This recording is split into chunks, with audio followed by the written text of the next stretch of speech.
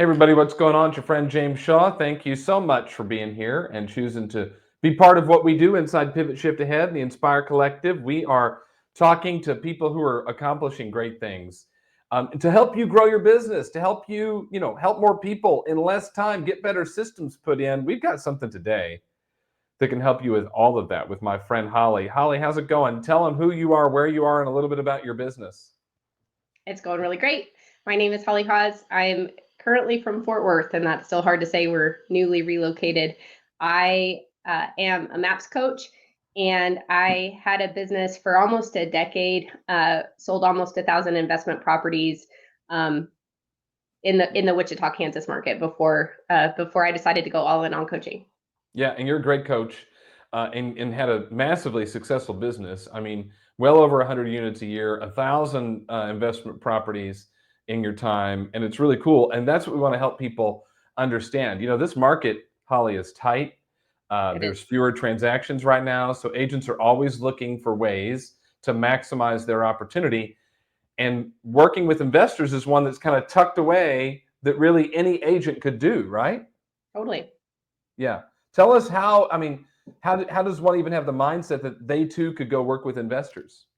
Yeah. So one of the things that I would say is coming at it, you'll recognize and pick up very quickly that there's a different skill set and a different language pattern that's required in working with investors. And so have the willingness to go in and learn that and realize where working with investors is different. What's fantastic about working with investors are buying and selling in every market. It doesn't matter whether the market's way up or way down. You'll either have buyers or sellers.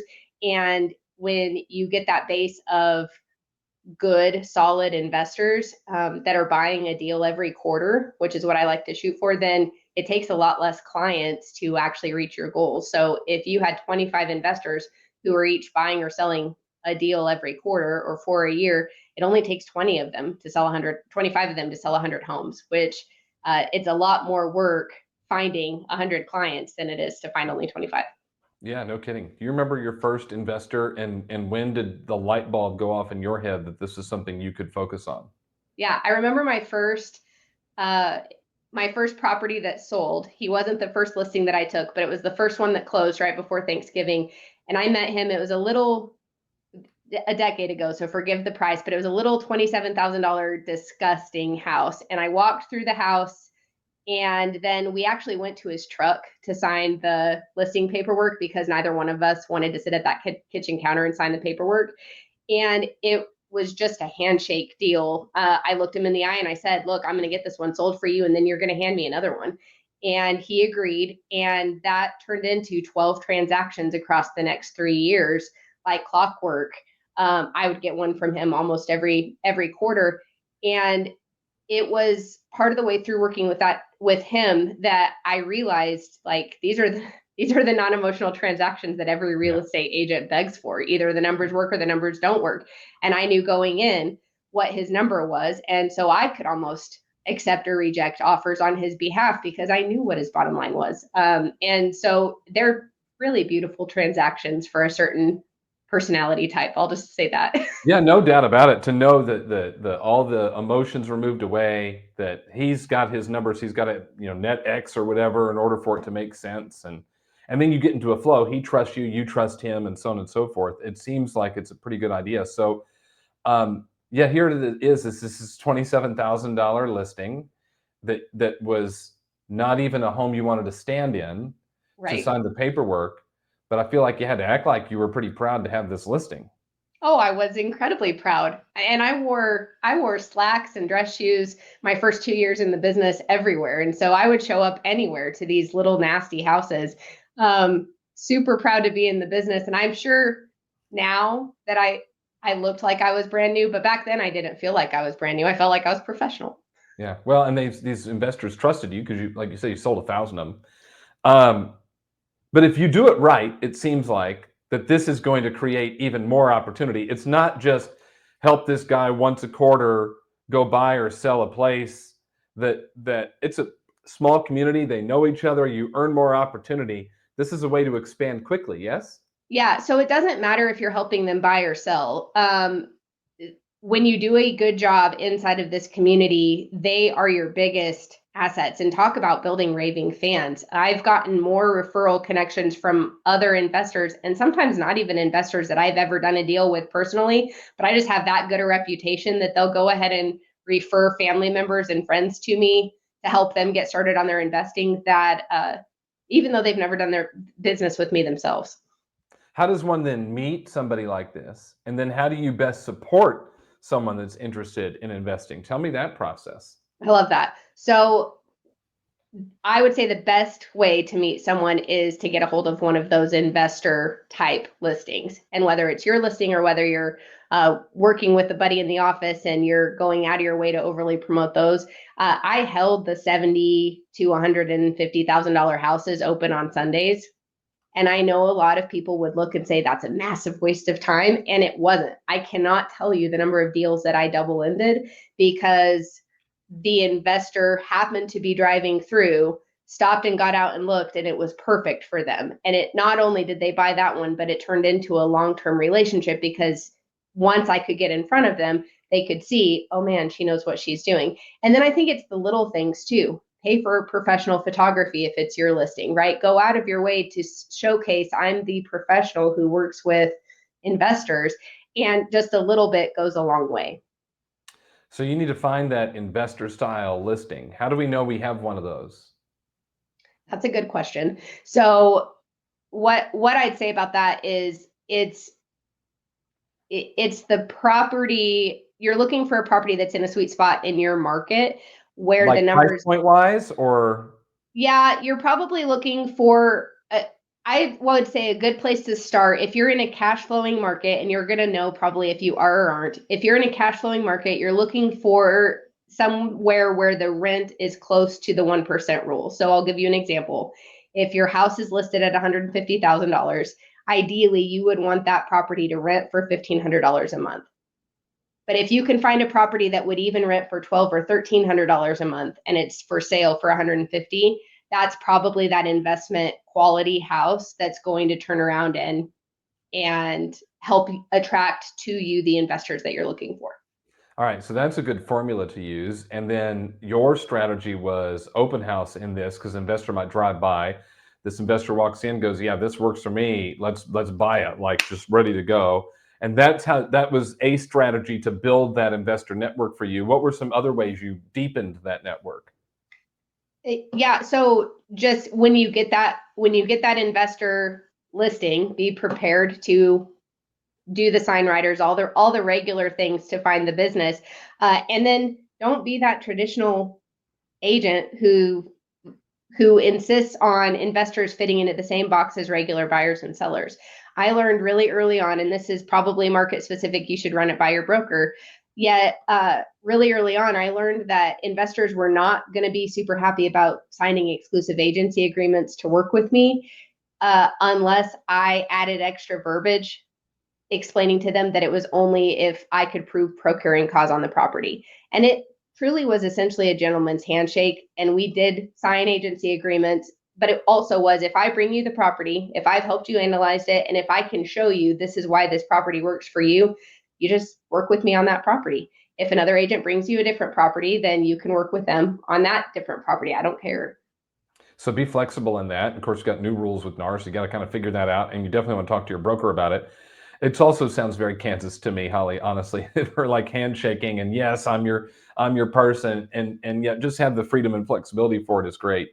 So okay, but then some other pieces too, because I feel like when I think investor, I don't always think seller. Maybe in this market, but I feel like buy and hold or whatever is what tends to come to mind for me. Am I off base on that? Are most investors buyers, not sellers?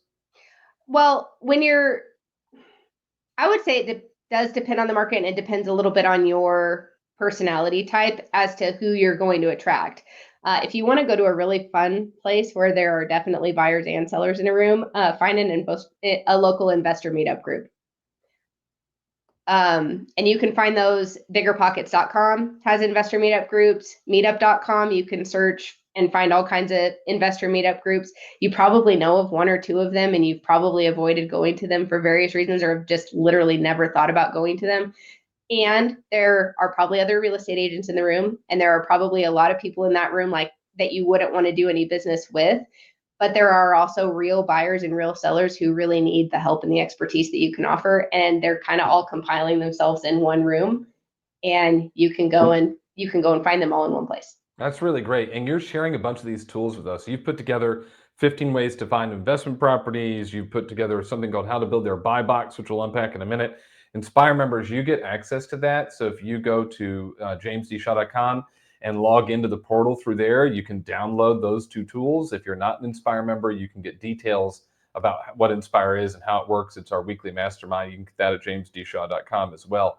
So let's keep rolling then. I feel like you probably also are going to need to be able to be very supportive to help your investors with pieces of this process. Like everybody, they're going to need vendors and stuff like that, but it seems like it might be hyper focused for an investor. Yeah. So when you're first starting out, what I would say is don't act like you're the smartest person in the room because you're clearly not.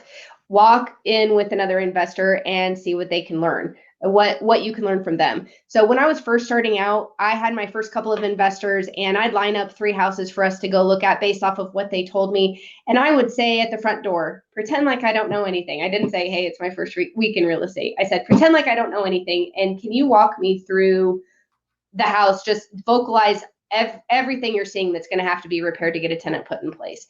And they would walk through and happily point out there's a crack up there, the foundation looks weird, the carpet needs replaced, this bathroom is going to need remodeled, which some of it I saw, a lot of it I didn't see when I was first getting started. And I just leaned on them to teach me. And once they were walking through and telling me and I was seeing everything, I totally changed the question and I said, now can you walk through the house with me and tell me how much all of these repairs are going to cost? And again, by that point, they were invested in continuing to build a relationship with me. And they realized that if they could help grow me into the agent they always wanted, then I was going to make it easy for them moving forward. And so, again, it was another probably 20 or 30 houses. And I kind of got an idea of what pricing looked like for repairs. And then I was pretty unstoppable. Then at that point, I could look at a property and say, is this one that investor A ought to go look at?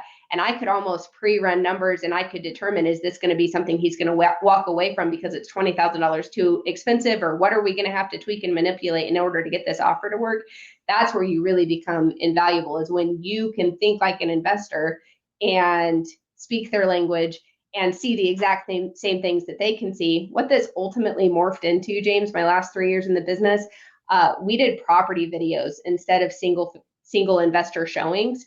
And so I ran this by my biggest investors when I was first getting started moving to this model, but they would and they were so excited to save the time. I would go in, shoot the video, I'd verbalize everything that we were going to verbalize and see anything while we were there. I'd hand them a spreadsheet with my version of deal analysis, tell them to look at the video and run their own numbers and then get back to me if they wanted to make an offer. And what was fantastic about that was, if for some reason investor A passed on it, I had a property video now and I could just copy and paste and send the exact same thing to investor B. And it didn't cost me half a day trying to coordinate an extra set of showings. It saved you so much time. This is really smart, but you're a smart person, so I can see why you would come up with stuff like this. The It's time on task over time, and as you get into a flow on this, you do start to, okay, this house is a perfect match for this person. This one's a perfect one for this one. Let's call them. Let's figure this out, and you do get a feel. That one doesn't want to spend any money on stuff like that. That one doesn't mind. You start to learn those things. It makes a lot of sense. You could build a separate division, like not give up your traditional database resale piece, because that is substantial for a lot of people, but then also almost build this like whole other investor division. How would you coach someone to do that? Yeah, so I would say for most people, you're probably going to need to get in there and experience it first yourself, but then know that almost the entire process could be handed off to someone else at scale. So what I did the property videos, I proved concept, and then I asked the question, does that person shooting the video have to be me? And I brought on a second admin, And half of her role was literally to act like a showing agent, going out here and doing all these property videos. And after 6 months worth of training, she replaced me. She took over the property videos. And so now my entire time in a property was the 5 minutes it took me to sit at my desk and watch the video. And there's way to scale the systems and processes in the investor business so that you could easily 6 years down the road be selling 100 homes out of your investor division, and it costs you no more than 6 to 10 hours a week. Exactly. And still have your other business, your traditional business running, which makes a lot of sense. I also feel like, though, you're also going to start to get an investor's eye. That Oh, sometimes yes. you're going to go in and walk in and go, actually, I'm going to buy this. I'm not telling anybody about this one. I'm buying it myself. This is Man, a and chance for someone who's curious about it, right? To start to move toward doing some more investing. I tell people that was like I got all of my reps with other people's money. And so I absolutely got to learn the entire game of investing, exactly how to look at an investment property, what's an average deal, what's a good deal, before any of my money was on the line. And it truly took one night sitting at the dining room table I had made 3 calls to different investors trying to talk one of them into buying this new listing that I had just signed. My husband Chris walked around the corner and he was like, "Is everything you said true?" And I was like, "Yeah, of course it is." And he's like, "Then why wouldn't we buy it?" And it's crazy. Like at that point, I had done over 50 investment property deals, but that I needed somebody to be in my corner and say, "Hey, if this is a crazy killer deal, you could buy that." And that one worked out fantastic. It was our very first investment property. We accidentally flipped it, didn't buy it to flip it, but we ended up flipping it because the numbers were too good to keep it. And it's what provided the extra emergency fund that we needed to allow him to join me in the business full time. Oh, that is so cool. And Yeah, great job for your husband to come around the corner and say, why don't we buy it? I know. What was that feeling like when your husband said that to you? Like, I imagine you had almost an emotional reaction to that. Yeah, I mean, it was just shock. Like he was so right in that moment. He's always been my biggest cheerleader and supporter, and I've grown to expect that over the years. But he was so right, and it really was that good of a deal. But it had never crossed my mind. If it Yeah. wasn't for having someone like him, I would have passed that deal up and probably the next 3 dozen. You were so close to it that just that extra voice to say, hey, go do this is great. All right, so sounds great and easy and simple and wonderful and very pink fluffy unicorn to me. But it's got to also, there's mistakes that come with it. There's hard work that comes with it. There's different stuff that makes it wonky. Tell me about that. Yeah. So on average, well, I'll say it different. One of my bigger investors who taught me a lot over the years and who was responsible for a lot of deals. It took me 7 months of following up with him every single week to go out and see the first property, and then another 2.5 months of follow-ups after that before he started consistently working with me. So a lot of working with investors, you can find somebody who's willing to give you a shot, and a lot of it can be fast, but some of it is a really long follow-up game. You really do need to become well known and well trusted, and if you don't have a track record that speaks for itself, it really might be that you get a follow up with some investors for months and months and months before they ever agree to let you go show them a property. Um, I've learned really well over the years to set good expectations with clients. And part of those expectations that I set was, if I'm handing you a deal and let's call it $150,000 property, if the numbers work at 150 and I'm telling you that's where you need to write the offer, my expectation is not that you come in and write it at 120 just because you want to see if you get a good deal, right? And so setting expectations over time were I got stronger at it every conversation I had. But you will find there really are a lot of investors that they'll do anything they think they can to get a really great deal. And what it costs them is a lot of deals. They would have been happy to have paid $150,000 for the property. But if you're not clear in setting expectations and saying, no, this is where we need to come in, I see a lot of agents spin their tails working with investors because they're putting in offers that we all know are never going to get accepted. And at the end of the day, the agent's running around like a crazy person and not closing any business. So learning to set expectations, being okay, not working with every single investor, because we just need the few 25 who are able to buy the 4 properties a year and respect and value your opinion, and they're going to be willing to play by your systems and processes. That's really good. It's interesting. We've known each other a long time. I've watched just you evolve, and just the kind of person you are now versus who you were when I first met you has been quite this journey. It And has. and a lot of that has been through, I imagine, work with these investors, just getting a little bit more clear and concise about what's going to work and what do I need to do and all that sort of stuff. It's really pretty cool. One thing that is intriguing to me is this idea, though, of the video that you were doing, because you says it saved you a lot of time. But can you walk me through what might be in it and what that might look like? Yeah. So I'd start at the front door. I'd span around. You want to take everything that an investor could have seen while he or she was there. You want to be able to show it in the video. And the goal of the video is about 6 minutes or less, because it's really hard to get the Google downloads and uploads to work at a longer video. And so I would just vocalize, like, here we are at 123 Main Street. Point out anything that I saw. There's some wood rot. There's a broken window, there's XYZ. I'd span the neighborhood sometimes and just showcase, like, here's the street that we're on. These neighbors care about their surroundings, or this neighbor has 6 cars in the front yard, or whatever that looked like.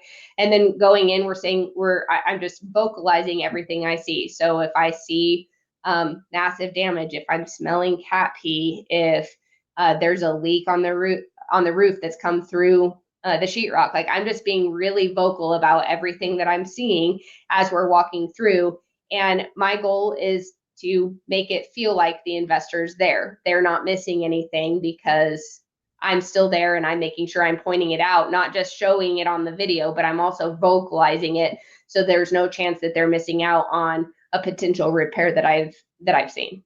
And And we're those just things walking aren't through. bad. You have investors that have no problem with that stuff. Yeah.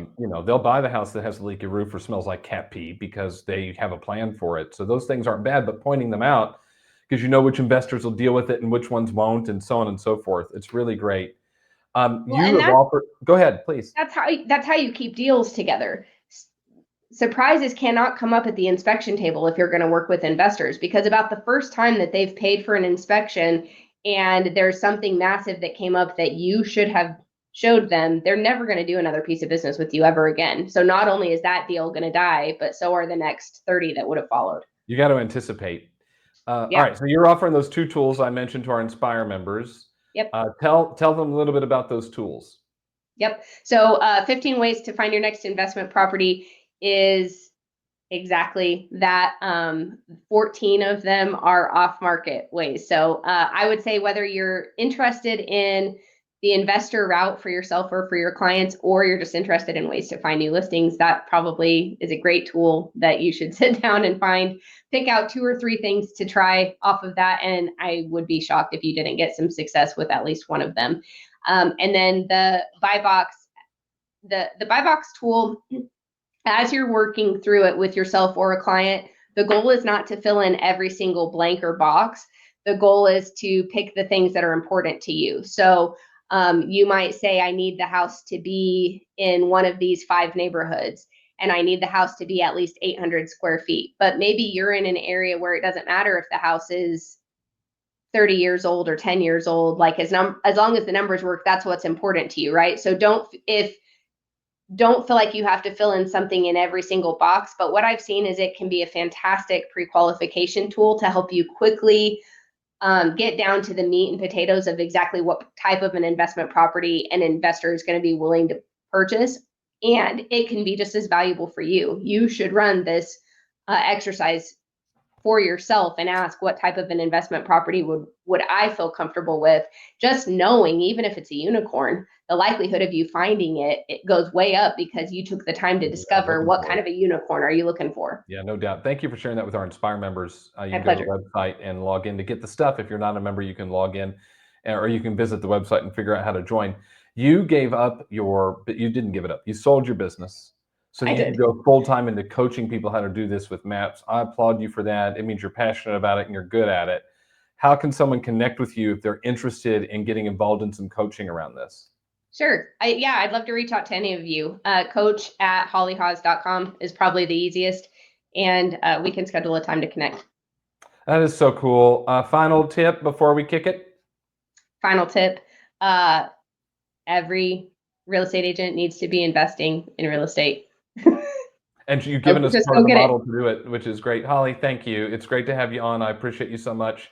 Thanks for what you do to help everybody in our community get better, become wealthier, and sell more homes. I appreciate you so much. My pleasure.